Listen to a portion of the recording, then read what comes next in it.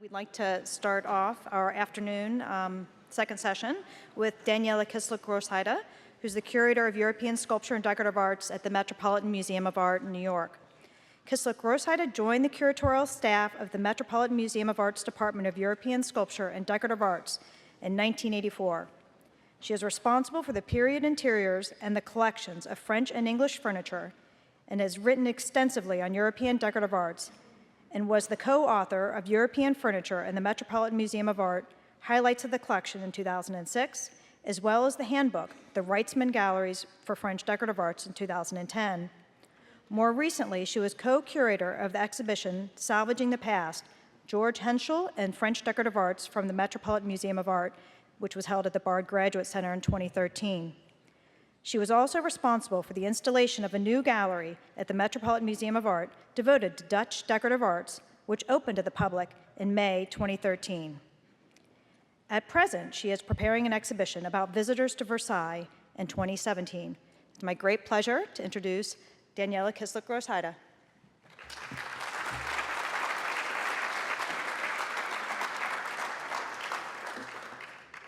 Right, thank you very much for the introduction and thank you for your attention on such a beautiful day. I cannot imagine that you are here in this dark theater all day just to listen to us, but thank you for your attention. It is my great pleasure this afternoon to speak about the Wrightsman Galleries, really my home away from home. I spend a lot of time there, and particularly to do that in honor of the reinstallation of this beautiful Salon Doré. It really is a wonderful opportunity to be here. Well, as most of you probably know, the Met is a big depository of period rooms and period interiors. And when you find yourself there on one of your visits, you have a whole menu of period rooms and interiors to choose from.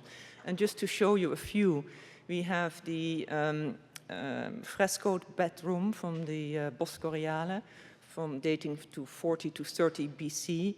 There is the Renaissance Intarsia Studiolo, created for the Duke of Montefeltro. There is a 1680s, late 17th century, in other words, bedroom from the Heart Room in the American wing. And then there is on the lower right also a room from the early 18th century from Damascus. And then in the middle, you see, if you like, a little later things, there is a room in Art Nouveau style created in 1910 to 1914. And then there is a whole lot of other things to choose from. And we haven't stopped yet, because at the moment there is even another room being installed as we speak. This is in the American wing. That is the next slide. You see here, this is a small dressing room from the Rockefeller House on West 54th Street, where the gardens of the MoMA are today. And this is a beautiful interior being installed at the moment. It has all its original furnishings as well, and that's really something to look forward to for when that will be unveiled. Well, these rooms, at best, they are complete interiors, and we are lucky that we have at the Met several rooms that are complete, meaning we have the ceiling, the walls, the floors, the windows, the doors, and in some cases even the furniture. And this tapestry room from Croom Court, which was created for the 6th Earl of Coventry at Croom Court in Worcestershire, is a very good example of that. But unfortunately, not always are these rooms as complete. More often, really, we have to deal with a little bit of paneling that has been installed, and this is the Morgan alcove. You have already seen it several times, thanks to Ulrich. Very beautiful paneling, but from an unknown source. It was part of that Henschel collection that Morgan bought. Was already incomplete at the time that Henschel had it in Paris, and it has been, I think, installed at least 4 times at the Met. It still is incomplete, and it is nothing more than a very grandiose backdrop for objects and paintings of the same period. And that is really something that really struck me if I now look at your beautiful Salon Doré, that here the room became the artwork, or is the artwork, and that has how should I say this, that has inspired all the work to be done, even the acquisition of furniture and the copying of certain elements to make it the complete interior. At the Met, we have more often thought from the collections, and we have always been very strong in French decorative arts. And it was always thought from the objects out, and then create a suitable space to display them in. So this is a different thinking. Well, we have already heard a lot about George Henschel. You will know him as your long-lost friend at the end of the afternoon. But it was really due to Mr. Henschel's sale of his collection. He was the decorator collector in late 19th, early 20th century Paris, who sold his collection en bloc to J. Pierpont Morgan, the financier, collector, philanthropist, and he was the president of the Met. And he gave then in 1907 the 18th century part of the Henschel collection directly to the museum. And the museum really didn't know what hit them. It was 364 packing crates of art, some 1,600 pieces of 18th century art. The catalog wasn't done yet, so the Met had barely an idea of what was coming to them. They had some of the photographs of the way how the installation was made at Boulevard Flandrin, where Henschel had made some sort of a private museum for himself in 1903, and you see an image of that.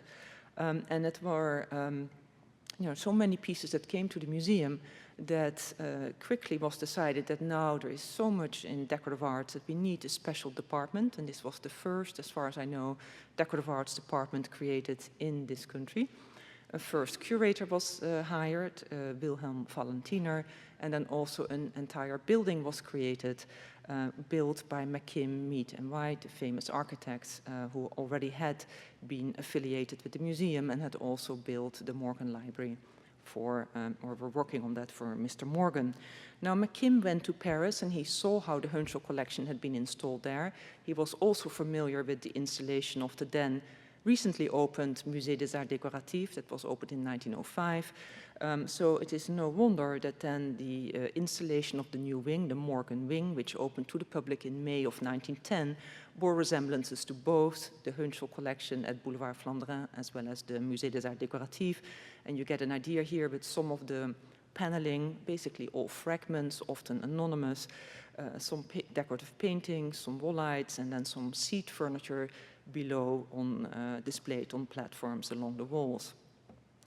Well, there was no complete period interior. We had the Morgan alcove, as we already saw, but there was not a complete period room. And the lack thereof was clearly felt. And let me just read this for you for a minute. So by 1920, it was felt that there was a lack of period rooms and that something needed to be done about that. Because, and I quote here Mr. Meirik Rogers, who wrote in the Museum Bulletin of April 1921, and I quote, that for every piece of decorative art to gain its full value, it should be seen only in its proper setting, in the place for which it was originally designed, and in surroundings created by the same artistic impulse.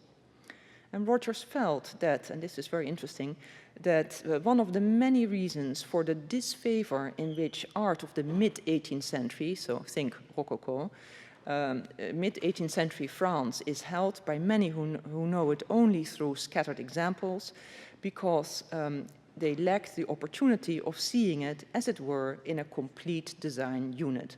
In other words, to help the visitors who didn't like the mid-18th century French art, we need to create some rooms in order to show them that it was all part of the same design impulse, and that would certainly help them understand the art better. So they went shopping and they came home with a paneled room from the Rue Torigny, which had the added benefit that it was thought to have been the home where Madame de Pompadour once lived. So that was, of course, a very sexy provenance. It was installed in a three-sided manner, stripped from its paint because they felt that all the layers of paint were dulling the fineness of the carving. So we have a stripped room, and you see it here. It was originally most likely a bedroom in France, but it was installed at the museum more as a sort of salon with a few pieces of furniture that we had at that time. Then several more rooms followed. Ulrich already showed you some of these rooms from the Hotel Gaulin. This is then the bedroom. These were a series of 3 rather small neoclassical interiors, so that at the Met you had both a Rococo as well as several neoclassical interiors. And those remained on view until 1954, when the decorative arts were moved out of the Morgan wing and put somewhere else on display in the building, actually on the place where they still are shown today. At that moment, these 4 rooms that the museum had were dismantled and sold, and then they started their future peregrinations, and additional rooms were brought in. Now, several of these rooms came from a house that was created for Mr. and Mrs. Strauss. They were the heirs to the Macy's department store fortune. And they had Horace Trumbauer build a very grand townhouse, which still stands today opposite the Frick Library. And you can see it there. Unfortunately, Mr. Strauss died before the house was even finished in 1933. And despite the fact that several neoclassical rooms had been bought in France for installation in this house and had been installed in this house by Édouard Ito of Alavoin, we already heard that firm as well, Mrs. Strauss never moved in. I think she was too distraught, she didn't move in, and she decided to give 2 of the interiors to the Met. And one is the room from the Hotel de Camin. Again, you already have seen it, and you see it here then as it was first installed at the museum. We'll talk about it a little bit more in depth later on. Very beautiful neoclassical room, which Édouard Ito then brought back to its original proportions for installation at the Met. And the second room that came from the Strausses was this very charming round reception room that came most likely from Hotel de Saint-Marc in Bordeaux, which again had been changed for installation in the Strauss house, but then put back into its original condition at the Met. The third room that then came to join these 2 Strauss rooms was this small boudoir or dressing room from the Hotel de Camin, which is today a very upscale hotel on the Place de la Concorde, but this, at the time was a private residence, and the Duc d'Aumont, the famous collector, had apartments there, and this was an interior that was created for him. One of our, actually the only one of our rooms that has painted decoration. It was acquired straight from Hotel de Camin in 1906, I believe, by Mrs. Dwight Bliss for her house then built in New York, and you see how the room was installed in the New York townhouse.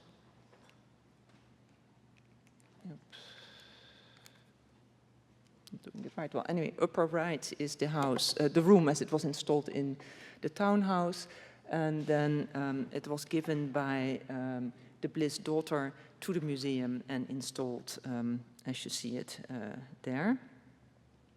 Now, since none of these rooms came with any of the original furniture, the museum started to display some of the marvelous pieces of French furniture that they already had in their collections, such as the black lacquer and secrétaire made by Riesenaire for Marie Antoinette in 1783. I don't think these pieces need any further introduction.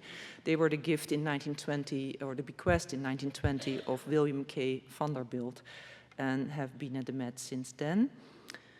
So this kind of very grand furniture, actually too grand for the rooms, were displayed in these galleries. Then in the late 1950s, a whole new era started for the period rooms at the Met, because this was the involvement of Mr. and Mrs. Charles Wrightsman, really incredible collectors and benefactors to our museum.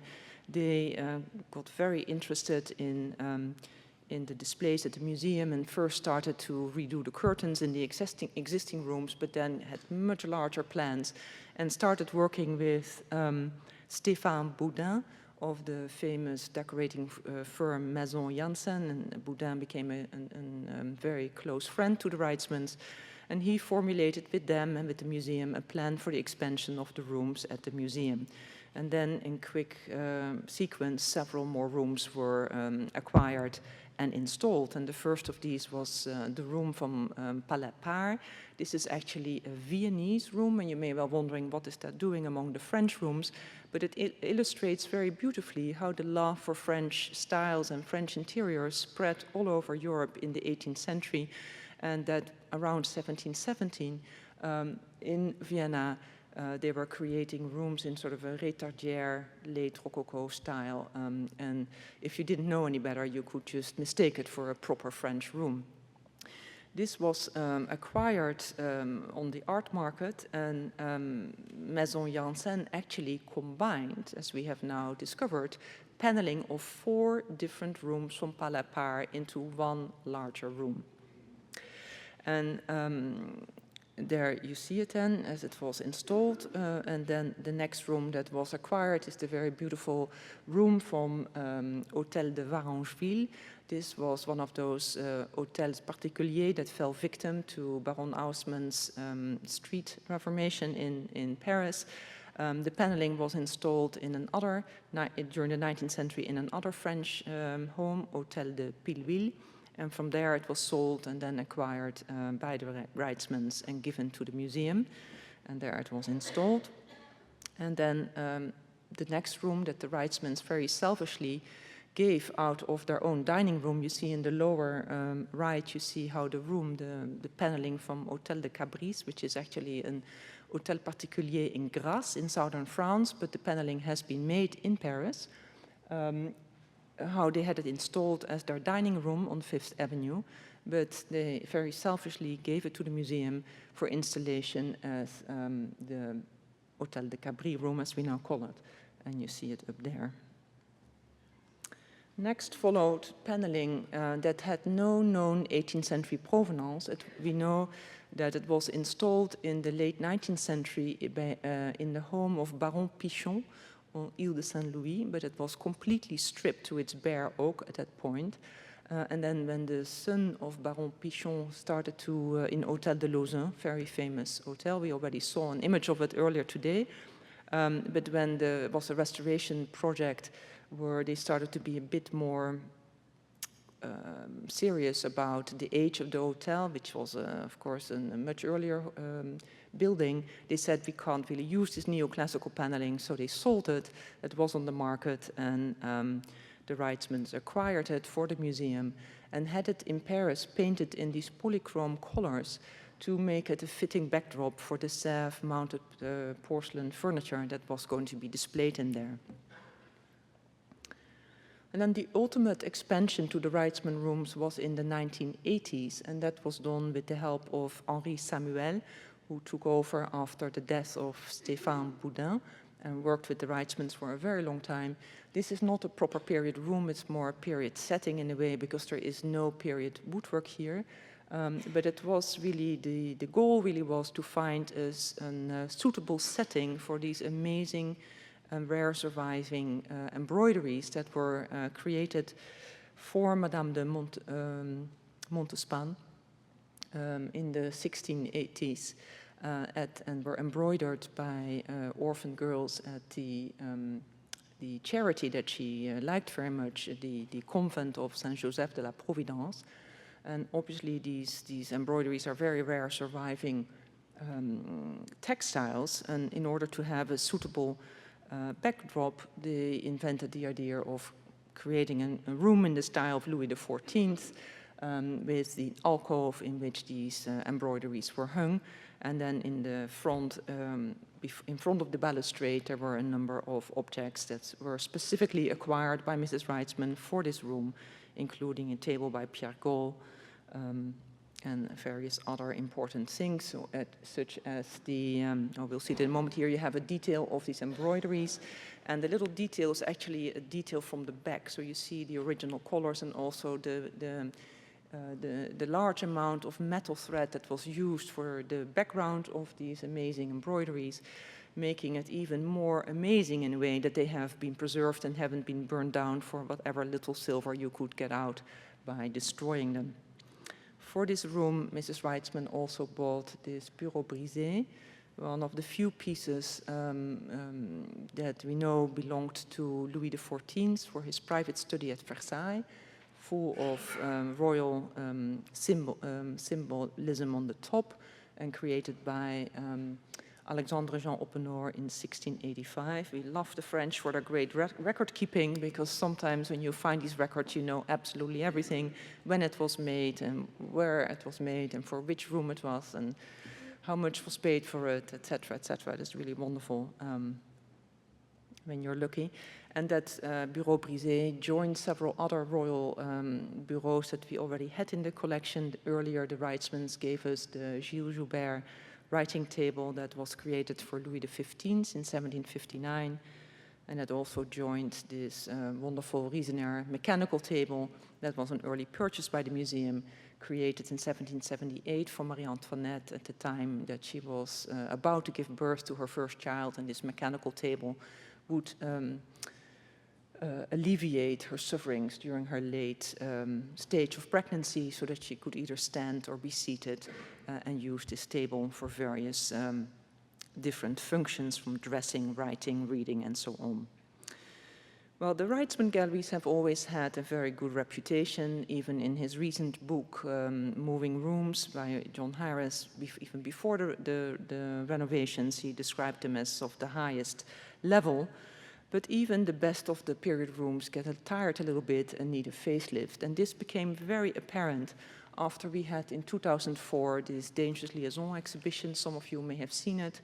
And it was a huge success. It was a collaboration with the Costume Institute at the Met, where we had an invasion of mannequins in 18th century court dresses in all kinds of interesting poses, including one fainting on the floor. Probably her corset was too tight. You could imagine all the scenario yourself.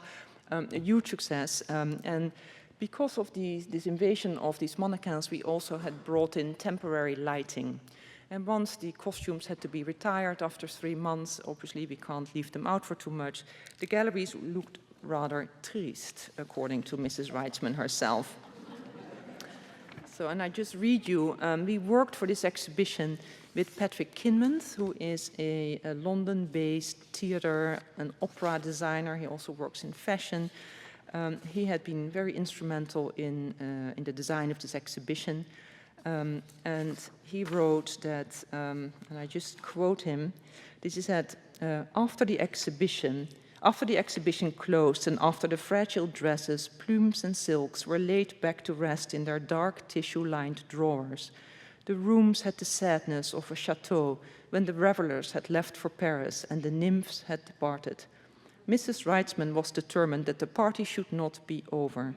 Indeed, that the old chateau that had been quietly fading over the decades should be prepared for a new century, and so our project was born.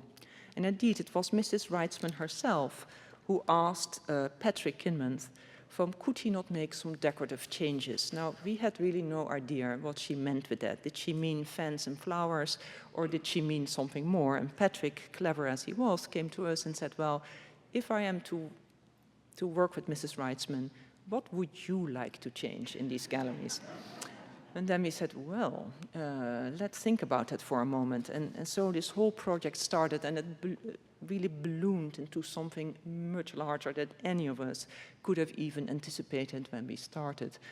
But one of the major things that we wanted to change was the lighting. The lighting had still, at that point in 2004, had still consisted of old-fashioned uplights that were lighting the modern ceilings.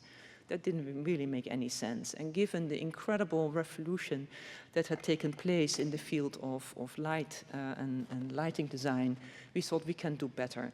And so we worked with the Francisco-based lighting designer Larry French of Auerbach, Galasso and French. And we worked with him, and we came up with all kinds of ideas, including of using the windows really very much as light wells, and trying to create different types of light in the different rooms. So in some cases you have the feeling of a daylight, and then the candles will not be lit in the chandeliers. And in other cases, you get a sense of even morning light coming in. And this in the Bordeaux room. This is actually the only scene where we have a bit of mise en scène, where we have sort of the idea that they have been gambling all night. The candles are burnt low. The sun is rising in the east, and everybody, the door is left open, and they have just staggered out to go to bed. And that is sort of the idea behind this room. But there are different light sensations in the different rooms, from early morning to late at night, and so on. Generally, the light levels are quite dark, and some people complain about that. But just to defend ourselves a little bit, if you look at paintings like this one by Dumanil, you do get a sense of how these rooms were rather dark, that when there was no daylight coming in, if it was evening, the only light that you would have was the light from the fire, if that was lit, and from the few wax candles that were lit either on the overmantel or on the table. So it was a rather dark idea, and this is something that we are not used to today.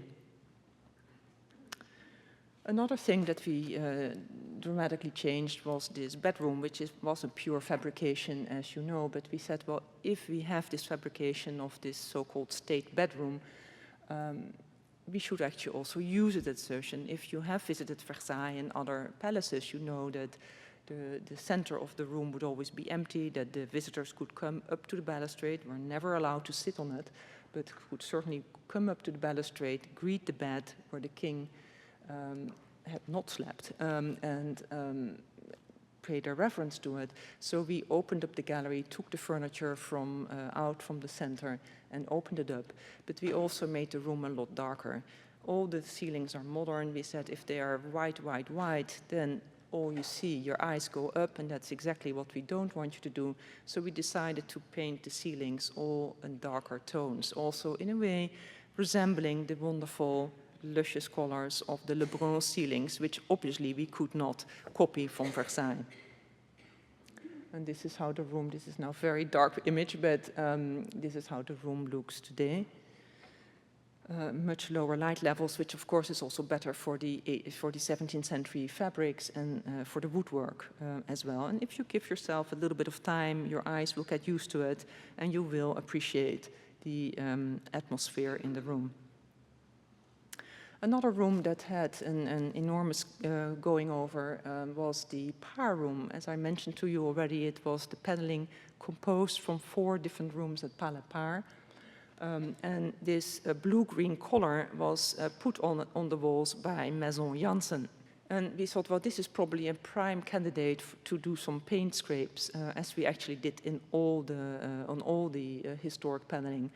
And we worked with Susan Buck, the expert in historic paints, and we got very excited when we discovered at one point in one of the windows a beautiful silver gray color, and we said, oh, this is fantastic, now we can repaint this room, that is great.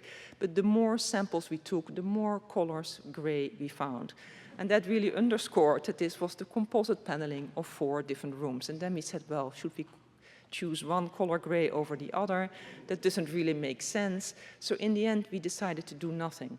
We left you one little window to show you, but in the end we said, well, let's leave it the color that Maison Janssen gave it in the 60s. That is in a way also part of the history of the room, since we cannot really make it either one color gray or the other. That's what we decided. And all these decisions came after a lot of discussion, loss of sleep and all that. Nothing is easy in these things, and I'm sure that Martin can attest to that. The room was also reinstalled. We did actually with all the rooms. They had over the years gotten a very crowded look. And every time that Mrs. Wrightsman would give us some new piece of furniture, she said, oh, that would be great for the Tessy Room, or it's great for the Par Room. And we ended up looking very much like a Park Avenue apartment, all with wonderful pieces of furniture, but nothing much to do with the 18th century Salon of Paris. So we did some careful weeding, and bedside tables were removed from the salon and so on. We tried to move the seat furniture as much as we could along the walls, although our problem is that, rich as we are, we don't have complete sets of furniture, so we could never do what Martin has so done beautifully here by showing a matching set anywhere. And since we have, you know, sometimes furniture with the original upholstery, others with later upholstery, how are you going to reupholster it? You know, you have to cherish the original upholstery. In some cases, Mrs. Wrightsman put some very beautiful and expensive fabric on some of her chairs in the 60s and 70s. We can live with that. But to redo everything, it really wasn't an option. Neither did we have time for all of that either. Because as generous as Mrs. Wrightsman was, she did want to see, she wasn't that generous with time, because she said, you know, I like to see it in my lifetime. So we had 18 months, and that wasn't a whole lot to do 12 different spaces. This is then the lovely little room from the Hotel De Camin, which is nearly entirely furnished with furniture that belonged to Marie Antoinette. Too grand again for the room, but it fits the proportions rather well.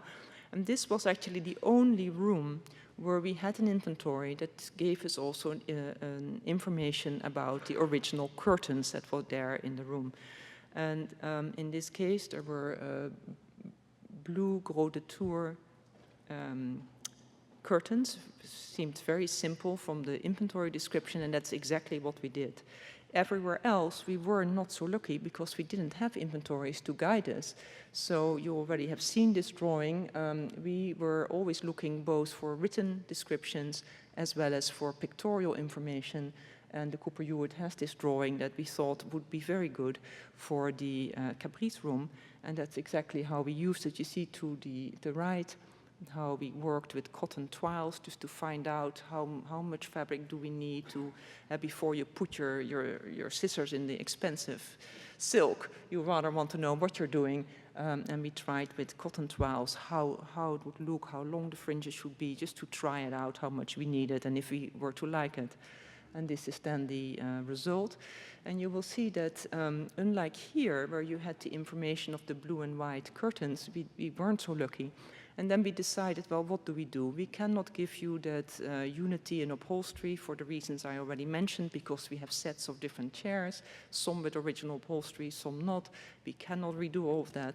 So we cannot be guided by the upholstery of the chairs in any given room for the color of the curtains. So then we made a museum decision, and we decided to give the curtains in each of the room the color of the wall paneling, which is not an 18th century French way of doing it. But we said these curtains are modern. They are 21st century. And I hope that they're beautiful, and I hope that they are right. But we don't want you to come home after you've visited the Wrightsman galleries and say, well, the Met has great curtains. You know, we want you to see the art. And this is in the end, pure window dressing. So that's one of the decisions what we made. But one can find faults with it, I know that. The room, another room that really got a big makeover was the room with the paneling that had been installed in Hotel de Lausanne, which had been completely stripped, as you see, in the late 19th century. Again, we asked Susan Buck to look at the paneling, and she did a lot of work, but the stripping had been so precise, so well done, that there was no evidence of the original color left. We could only tell that it had been painted originally. So that gave us sort of a carte blanche to choose our own color, and we chose this sort of stone color, which is a color that you come across quite a bit, another nice gray color in the 18th century. And we painted it in distemper, which is an 18th century technique, a glue-based technique, which in our advantage is a very quick drying paint. And we were running out of time, so this was very helpful. And then we decided not to return all those many Sèvres-mounted pieces of furniture to that room, but since it had a beautiful neoclassical paneling, let's make it a neoclassical room. And we happen to have in storage this amazing bed that now we know was made for the Duchesse de Choiseul-Pranin in the Rue de Lille, originally hung with Beauvais tapestry hangings, sold in 1830 to the 10th Duke of Hamilton, and then sent to Hamilton Palace. It was sold at the famous sales from there and brought to New York, where it was in the Gould family house, and then given by the Gould descendants to the museum. Well, the bed needed some TLC, as you can tell. It was quite dusty and needed also some stabilization of the gilding, but it is a very high quality carving. The frame is made by Georges Jacob. We don't know who was responsible for the carving. The one difficulty that we faced is that the Beauvais tapestry hangings were so worn out and incomplete that we couldn't show this beautiful wooden frame with those very old and sad-looking tapestries. Then we thought, well, could we have them copied? But nobody weaves like the Beauvais tapestry anymore. And in the end, we found this very appropriate drawing, which shows you the bed that was at the Légion d'honneur or the Hotel de Camin in Paris, which seems to be sort of the sister bed to our bed with those half columns at the foot end, the flying tester, and a beautiful carved headboard. And that drawing gave us the courage to say, well, let's make this tapestry bed into a summer-hung silk bed. And that's what we did. And the drawing gave us the idea how to drape the silk, because the tapestries would not have been draped. They would have hung flat, as you saw on the previous image. So that's what we did. Only in the dome of the tester, we left the tapestry in, just as a reminder that that was originally a tapestry bed. Well, since you probably have already noticed that the Tessy Room bears a lot of resemblance to the room here at the museum, the Salon Doré, I thought it might be nice to talk a little bit more about the Tessy Room, which is a little older than the Salon Doré. The building itself still stands in Paris. And I took this picture in January, and it is at the Quai Voltaire, right near the bridge, the Carousel, and it was built for Comtesse de Tessy. She had bought a damaged building that stood in this place. It had been damaged by fire, with the idea to rebuild or to build a new Hôtel Particulier on the spot. And she asked the architect Pierre-Noël Rousset to create a building for her, and it seems to have been executed mostly by the contractor Louis Le Tellier. And here you see then the result, a very beautiful neoclassical facade with those colossal Ionic pilasters, and then the formal rooms, the ground rooms on what you would call here the second floor, all linked with a little balcony, so that the windows opened up to the balcony and gave you beautiful views over the Seine towards the Louvre Palace and the Tuileries Gardens across the river. This is then the floor plan of these 4 grand rooms along the facade. It is an unusual building. As we've seen this morning, so many of the Parisian hotels are built between the courtyard and a garden, but because of lack of space, there was no opportunity to build such a house like that at the Quai Voltaire, right at the corner. So it was an unusual plan. And you see then the 4 formal rooms are along the facade. The room most to the left is the dining room. Then you get the Grand Salon, a second salon, the Salon de Compagnie, and then a bedroom with a bed alcove. That little thing sticking up is the bed alcove. We know from the bills that the paneling of our Tessy Room was created by Nicolas Cuyo, a menuisier about whom we know actually very little, and that the Fixons, father and son, were responsible for the carving and also for those plaster overdoors, which are very similar to the ones of the Salon Doré. It is interesting to tell you a little bit more that from the inventories that were written up after the death of Comtesse de Tessy in 1783, that we find out what the actual function of this room was. And you see here an earlier incarnation of it. It's still in the house, but used as a showroom for an antique dealer at the time. And you can see, and this is very interesting, I just try to make this thing work, here, that here, next to the mirror, now first of all, that this wall is not symmetrical, which is unusual. that here, furthermore, to the left of the large mirror, there is no paneling, but a piece of fabric. And you can actually see that there is still a tapestry rail hanging there. And indeed, in the 1783 inventory of Comtesse de Tessy, there were 2 verdure tapestries in this room. Furthermore, so on the opposite side, you have the same situation. Furthermore, where you see here this portière tapestry hanging, there was no tapestry, and there was also no paneling. But that was the place where the Comtesse de Tessy had a canopy, a large tester hung in this room of red damask with beautiful gilt embroideries of the family coat of arms. This was, with other words, her audience chamber. This was a very grand salon, an audience chamber, furnished with 29 different seats, and red was definitely the color. What is unusual is that I was reading Alexander Prader's wonderful essay in the catalogue that these audience chambers were only the right for the right of princes and dukes, but Comtesse de Tessy, she was no duchess, she had one as well, but most likely she was entitled to this because her husband was also a grandee from Spain, I would think. Or otherwise I cannot explain it, but maybe Alexander Prader can tell us how come that Madame de Tessy had one. So she had a large canopy there. She would probably be seated or standing underneath there, receiving her guests, and they could be seated on different types of chairs, some armchairs, some side chairs, some with tapestry upholstery, some with cut velvet, some with regular velvet. It was a bit of a mishmash, but it was all red. There were no curtains and no carpet in the room, only one small cartel clock and one small library, a little bookcase, and that was it. No tables or anything else. Really quite interesting.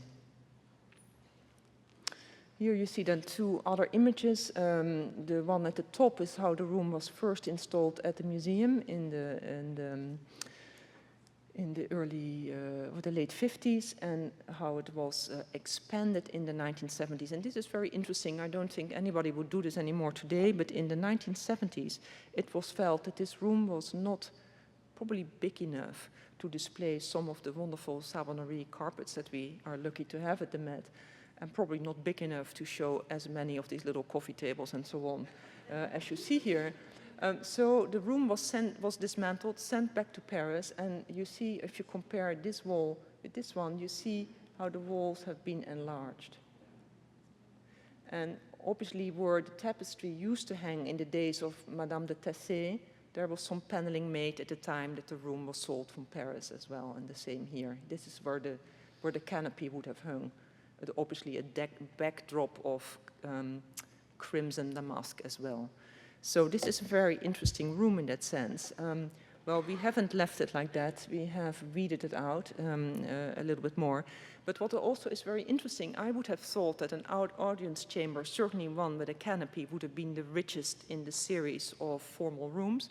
But if you look, for instance, at the paneling, and that is still in the house today, of the bedroom, where the bed would have been placed in the bed alcove, that you see that this paneling is actually a lot richer than that of the paneling that we have today at the museum. And this is how the room looks today, and I just would like to end with the following, that at the museum we strongly believe in period rooms, as you will have gathered already. I just have to find my text here. And that we, of course, are fully aware of the problems with the rooms and so on and so forth, and also the criticism that these rooms sometimes receives. And there has been a considerable discussion of period rooms during the past several decades. They are often criticized as being inaccurate or completely fabricated and detrimental to the study of the individual work of art. A number of museums, both in Europe and in America, have dismantled their rooms because of questions of quality and authenticity of the paneling and their furnishings. The removal of such paneled rooms certainly allows for more flexibility in museum display. At the Met, however, we remain strongly committed to our French period rooms, which evoke rather than reconstitute actual interiors. However artificial these rooms may be, with paneling from one source, floors, mantelpieces, furniture and artworks from others, with modern ceilings, new fabrics, false daylight, sprinklers and electric lights, they are nevertheless the favorite destination for many of our visitors.